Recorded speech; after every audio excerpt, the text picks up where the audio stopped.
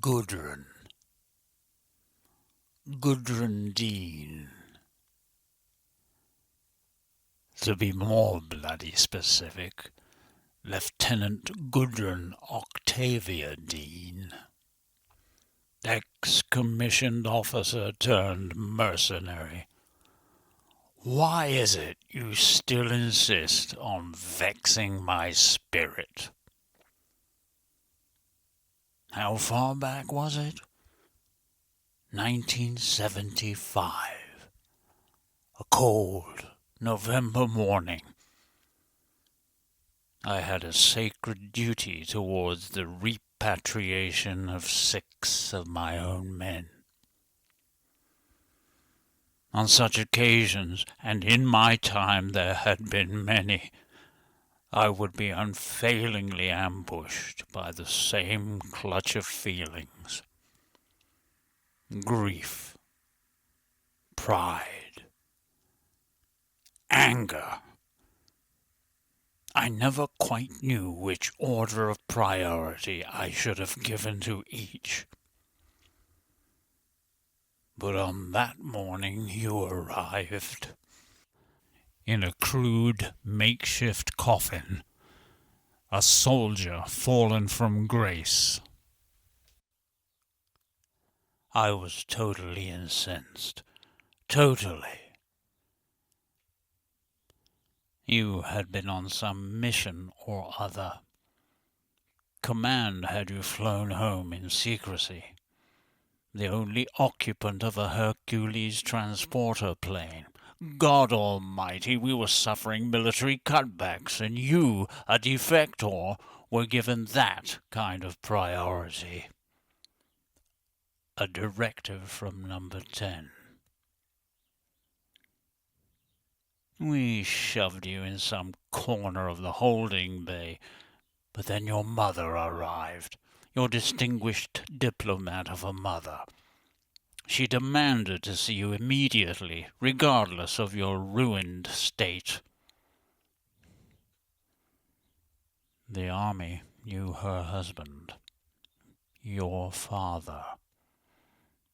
A good man, a fine soldier, killed by friendly fire.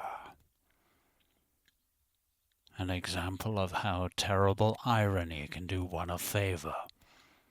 He died before you resigned your commission and joined the renegades. Your antics would have put him on the rack otherwise.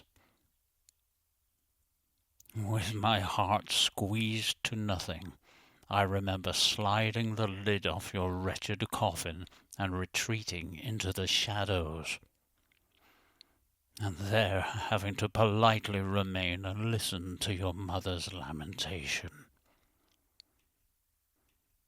When she had finished, she left without a murmur of a thank you or goodbye.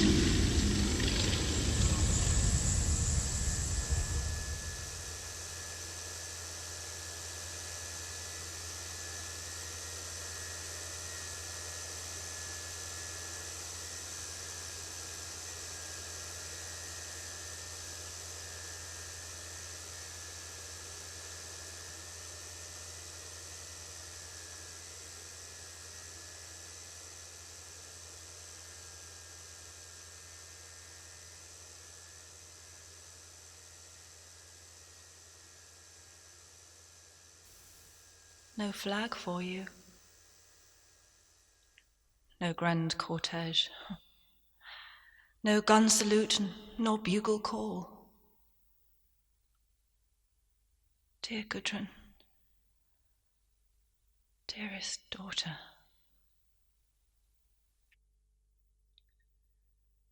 Since discovering the full extent of what happened to you, The grief I endure is strangely cushioned by the written word.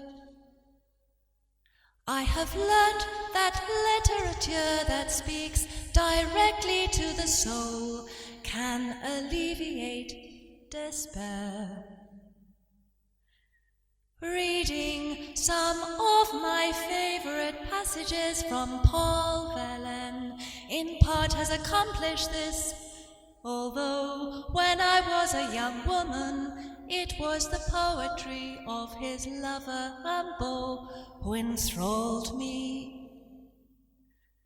But I have come to realize the value of simplicity, and where the pain of loss needs to be expressed, there can be none but Verlaine.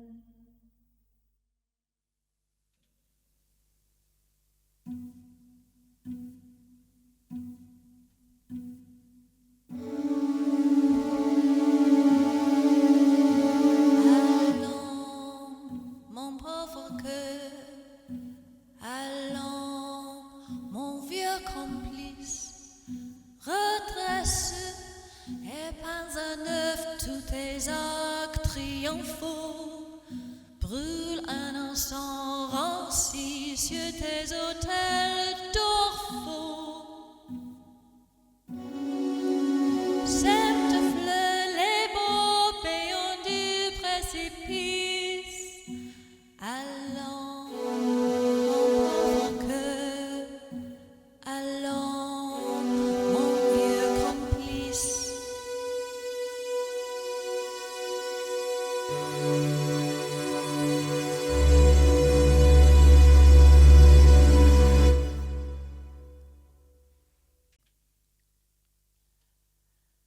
Dear Gudrun, dearest daughter, you knew simplicity. You profited by simplicity in everything you said and did. Born into a military dynasty, and as much as I tried to discourage it, for you there was only the soldier's life. From the beginning you invested in it. I could never comprehend precisely what lay behind your soft features, what lay in that inner domain where compassion seemed prohibited, where fear did not exist, had never existed. Oh, beautiful daughter,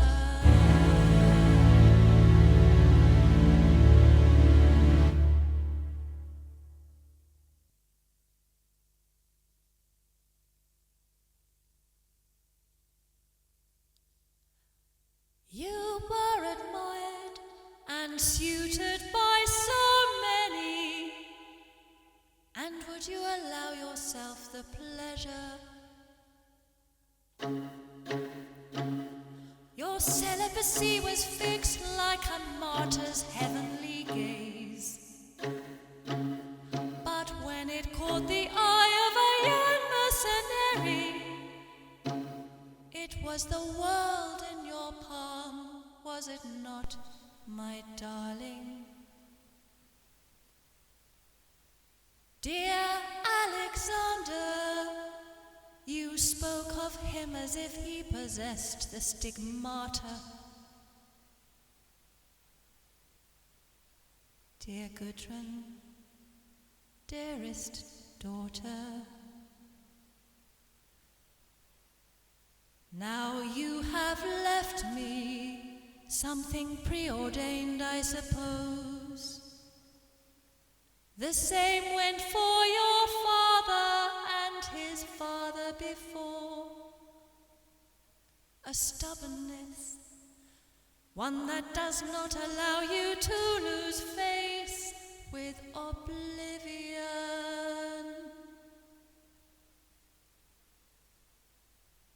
My darling, I am loath to leave you, but I must. There is unfinished business to which I must attend.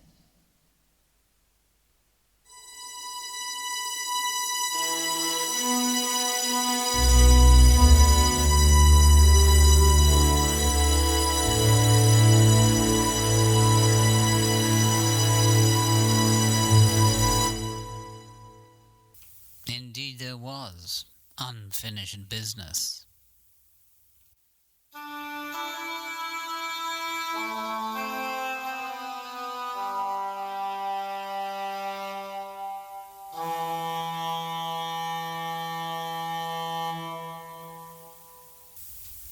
"30 years gone. Even now the ghost of that young mercenary still pervades. In my time as Premier, I had to consider many unpleasantries. What leader of a country has not? The daily schedule of problems, whether at home or abroad. Economics, trade, hostilities. God, hostilities. Damn them. Damn any conflict that necessitates a call to arms, whether direct or clandestine. And to the latter I have always held an abhorrence. It was the conclusion of a secret mission involving GUDREN which I had to sanction, and whereby my abhorrence reached a level that remains unforgiving. The worst of it was the ultimatum I had to convey to the mother of that dead young mercenary. Curious thing was, prior to meeting her, I spent the better part of the afternoon contemplating military coats of arms and visions of sombre repatriations. On reflection, it seemed an appropriate way of preparing for what I had to tell her. I should imagine actors go about the same kind of process before tackling a role. The only difference being, the only real difference,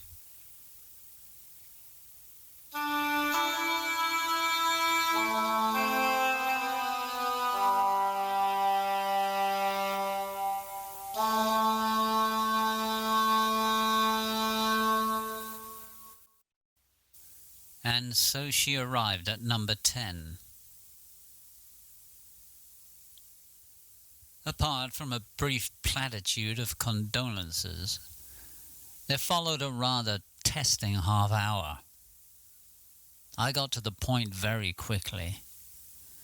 Regardless of her outstanding service in the diplomatic corps, I told her that the involvement between our government and that of the country where her daughter was murdered placed her in a very questionable position.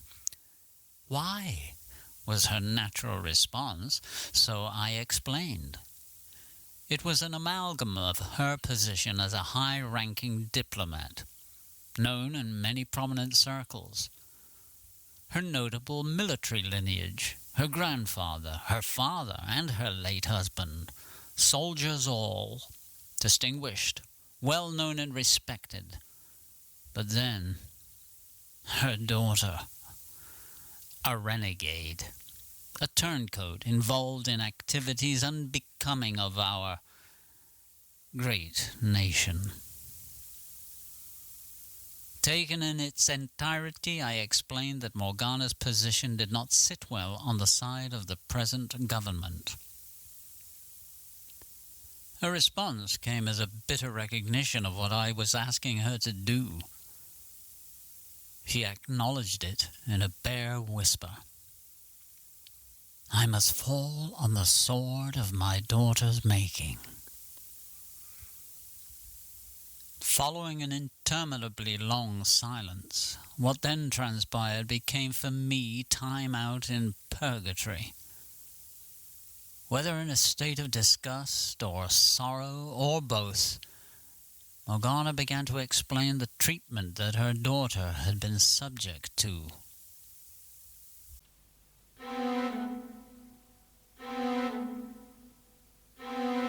When Alexander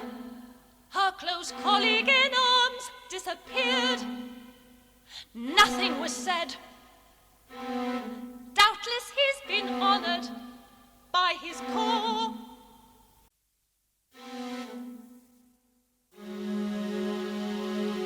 But when Gudrun, my daughter,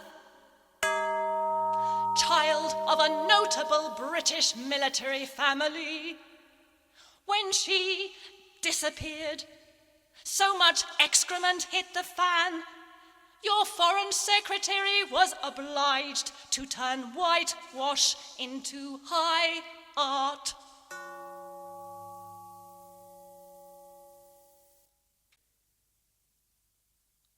When my daughter was eventually found, wandering half crazed in some wilderness, an attempt was made to try and fob the whole thing off as a training misadventure. Until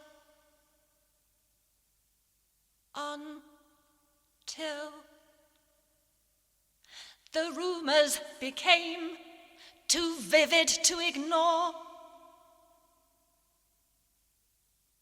She had been a toy in the hands of La Presidente's prize heavyweights.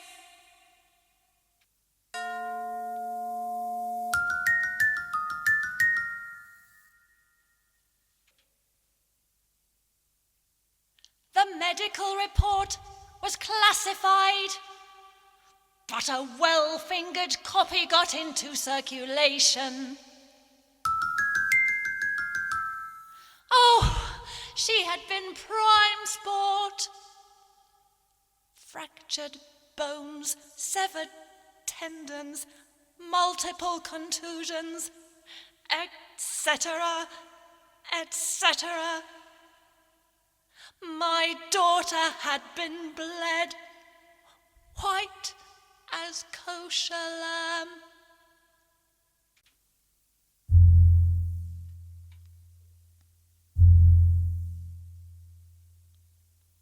Just before she died,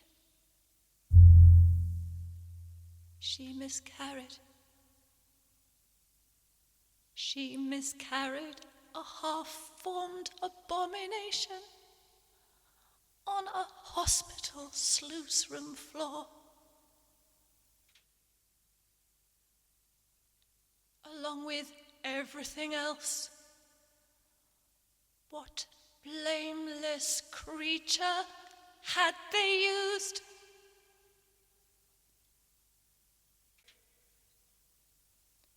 Used on her to satisfy their disgusting appetites.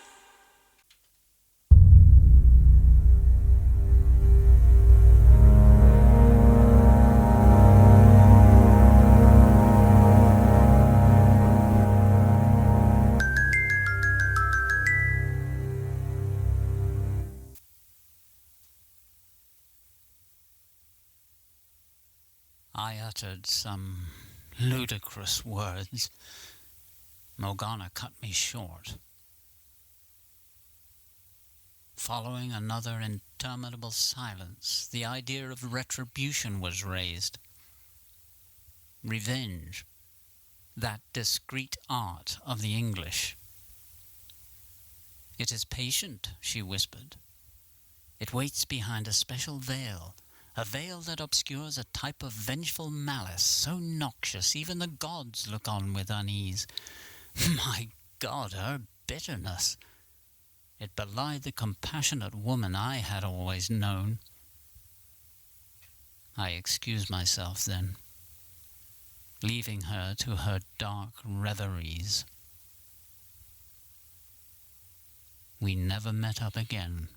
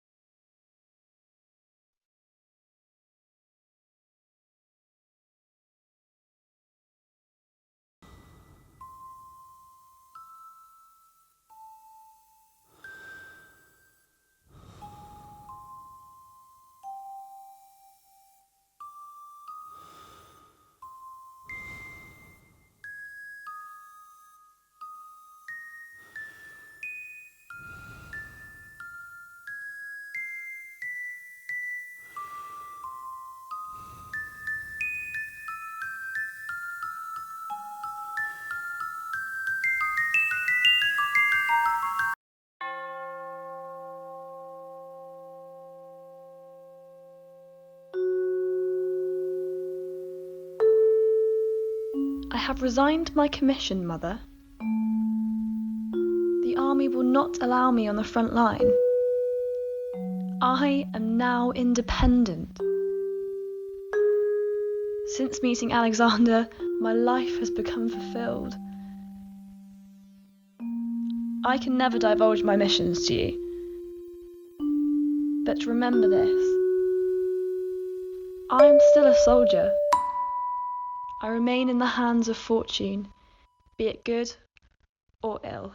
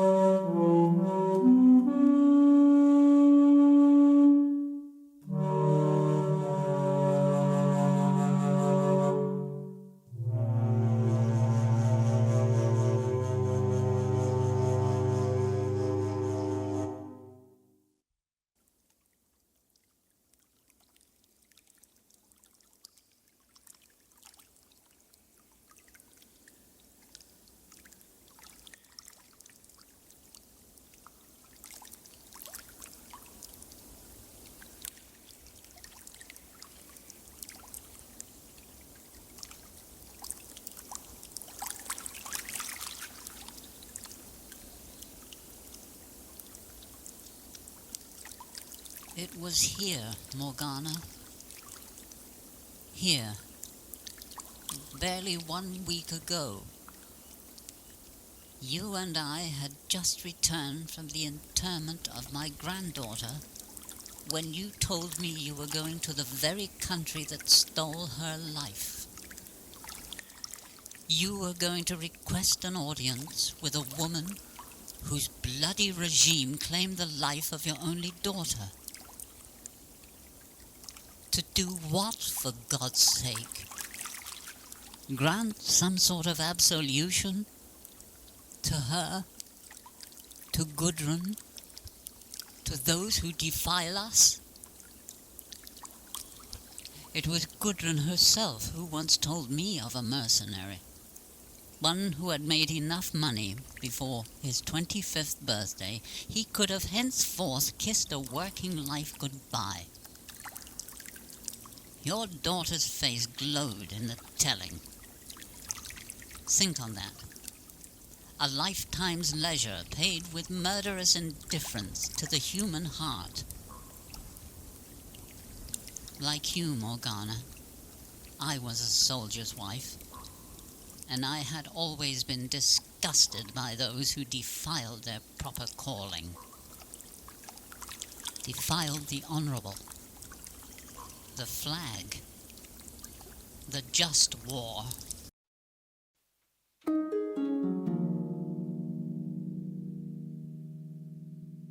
Oh, Mother, I've always disparaged that notion. Was such a phrase deemed to exonerate war? Turn it into something civilized. Father was a soldier, however gentle he was with me. At heart, he was a militarist, a believer in the offensive, when some tribe over the hill wanted more than their fair share of diminished resources.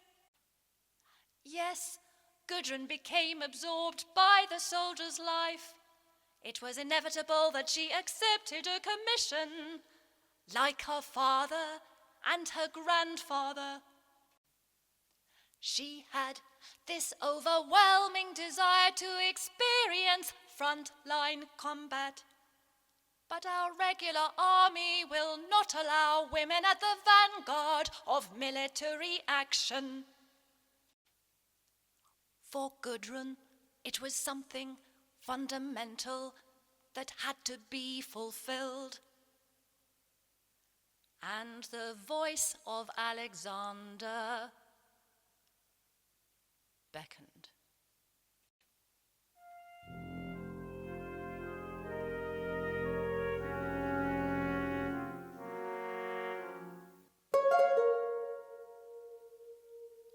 Yes, Mother, I am going to that country, the country that stole my daughter's life.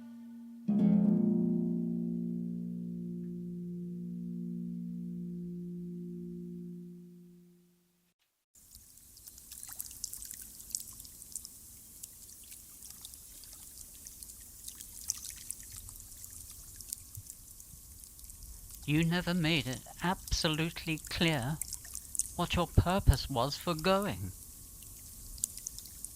You left it vague, opaque even. Something there you did not want me to know. I left you alone to grieve by this lakeside. Since then, I must have wrung out the last drop of my own grief and frustration.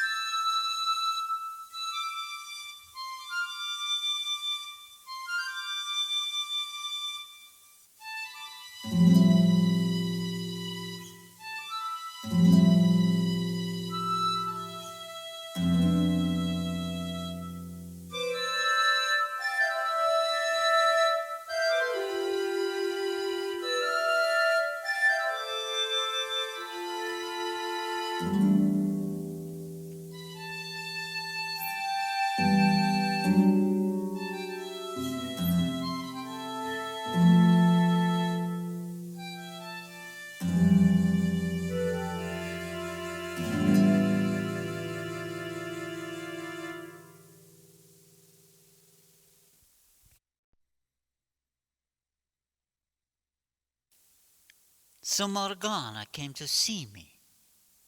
It would have been beneath all human decency not to treat her quest as a priority.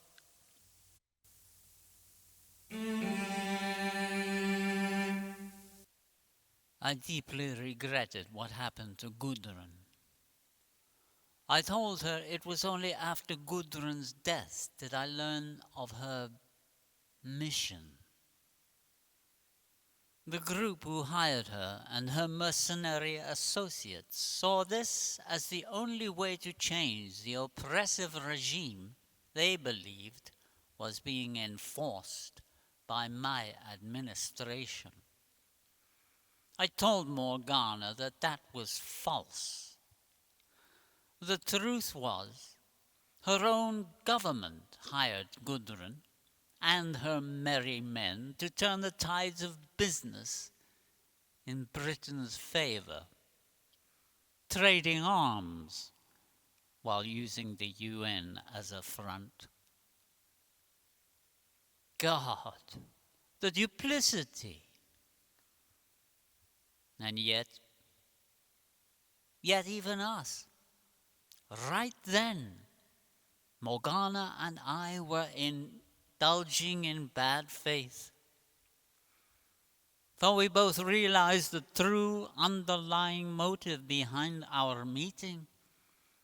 We were both affected by Gudrun's death, yes, but then we both knew our present confrontation was being driven by events which took place between us 30 years gone, a lifetime ago. She said if there was one person under God's sun who could somehow put me in my place without the fear of knowing they would end up buried in some landfill, it would be her. Consider what you are, Dominica, she said, what you have become. I said, before I became what? This beast? What was there? She hesitated. No, Dominica, she said. Don't try and coerce some great retrospective from me. I told her, Morgana, the cupboard rattles with undeniable bones. Why attempt to deny them? I have not forgotten, I said. That is our folly. That is the one great human folly. I have not forgotten. We were two young women, both filled with purpose. We were going to change everything. Us.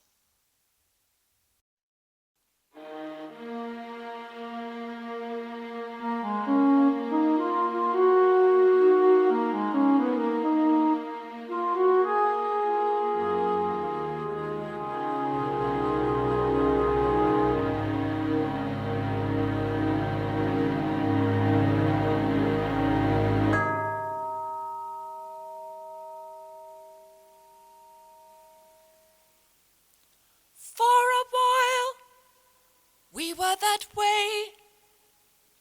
All young people are. But with you, that inner fire never diminished. I thought I could stop the world entering our domain, but I could not stop your remorseless determination to embrace it.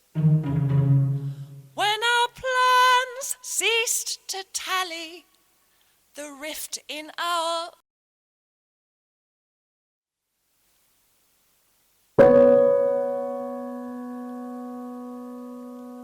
love, yes.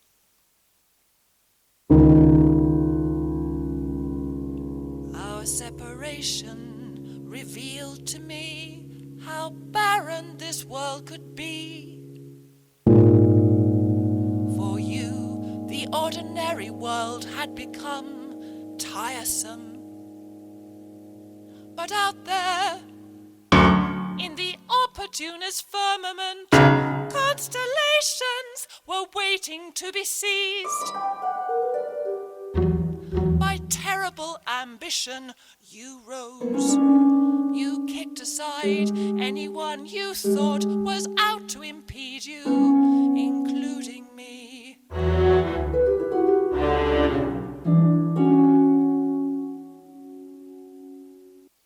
It was the distance you put between us.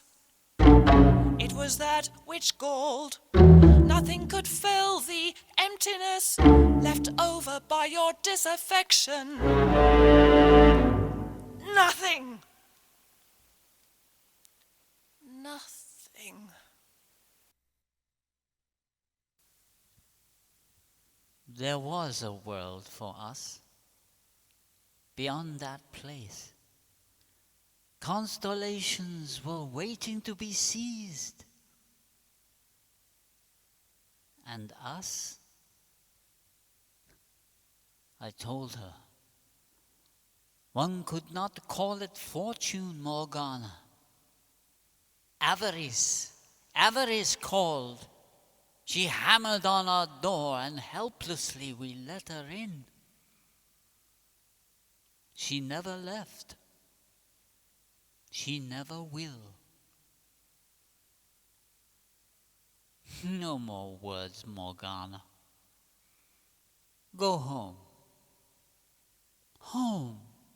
To the place where there are hills and lakes, and home. Home where your cherished dead lie buried and await flowers.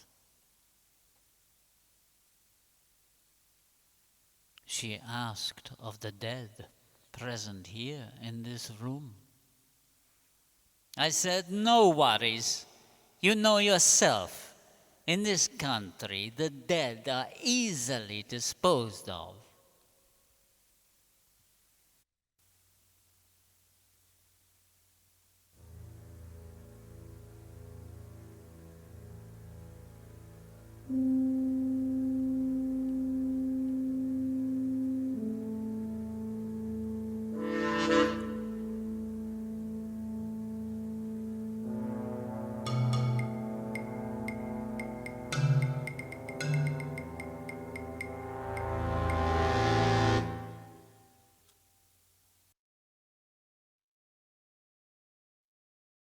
Why did I come? There is nothing here but anxious ghosts.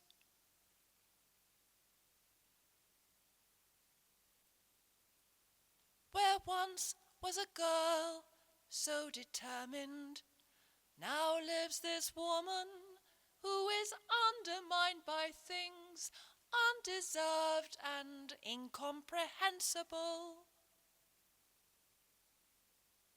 But there, in another place, in remembered spaces, moments when everything was upheld by some great blessing. In that place, remembered moments when no thought was spared for anything other than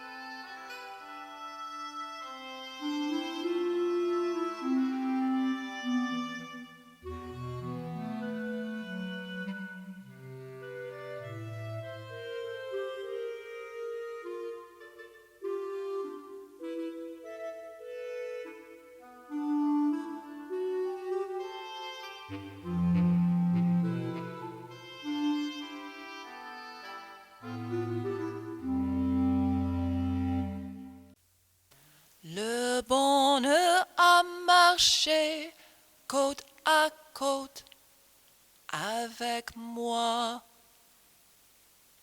Mais la fatalité ne connaît point de trêve. Le ver est dans le fruit, le réveil dans le rêve.